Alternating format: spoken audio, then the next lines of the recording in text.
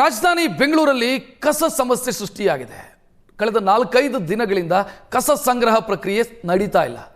ಒಂದು ಕಡೆ ಪೌರ ಕಾರ್ಮಿಕರು ಪ್ರತಿಭಟನೆ ಮಾಡ್ತಾ ಇದ್ದಾರೆ, ಮತ್ತೊಂದೆಡೆ ಕಸ ವಿಲೇವಾರಿ ವಾಹನ ಚಾಲಕರು ಕೂಡ ಪ್ರತಿಭಟಿಸ್ತಾ ಇದ್ದಾರೆ. ಈಗ ಇದನ್ನ ಕನ್ವಿನ್ಸ್ ಮಾಡುವಂಥ ಪ್ರಯತ್ನ, ಅವರಿಗೆ ಮನವಿ ಮಾಡಿ ಪರಿಸ್ಥಿತಿಯನ್ನು ಸರಿದಾರಿಗೆ ತರುವಂಥ ಪ್ರಯತ್ನದಲ್ಲಿ GBA ಅವರಿದ್ದಾರೆ ಅಧಿಕಾರಿಗಳು. GBA ಮುಖ್ಯ ಕಾರ್ಯನಿರ್ವಹಣಾಧಿಕಾರಿ ಕರಿಗೌಡ ಸೂಚನೆಯನ್ನು ಕೊಟ್ಟಿದ್ದಾರೆ. ಆಟೋ ಟಿಪ್ಪರ್ ಸಿಬ್ಬಂದಿಗೆ ಹೊಸ ಸೂಚನೆಯನ್ನು ಕೊಟ್ಟಿದ್ದಾರೆ. ಏಪ್ರಿಲ್ 1ರಿಂದ ನಿಯಮಗಳು ಕೂಡ ಬದಲಾಗುತ್ತೆ. ಕಸ ವಿಚಾರಕ್ಕೆ ಸಂಬಂಧಿಸಿದಂತೆ ಜನರಿಗೂ ಕೂಡ ಅಪ್ಲೈ ಆಗುವಂತೆ ಹಸಿ ಕಸ ಒಣ ಕಸ ವಿಂಗಡಣೆ ಕಡ್ಡಾಯಗೊಳಿಸಿದೆ ಪಾಲಿಕೆ.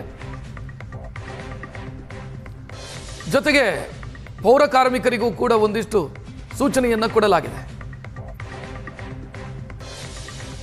ತಮ್ಮ ಸುರಕ್ಷತೆಗೋಸ್ಕರ ಅವರು ಸಮವಸ್ತ್ರ, ಕೈಗವಸು, ಮುಖಗವಸು, ಗಂಬೂಟು ಇದನ್ನೆಲ್ಲ ಬಳಸಬೇಕು ಅನ್ನುವಂಥ ಸೂಚನೆಯನ್ನ ಕೂಡ GBA ಕೊಟ್ಟಿರೋದು. ಕಸ ಸಂಗ್ರಹಕ್ಕೆ ಹೊಸ ನಿಯಮವನ್ನು ಮಾಡಲಾಗಿದೆ.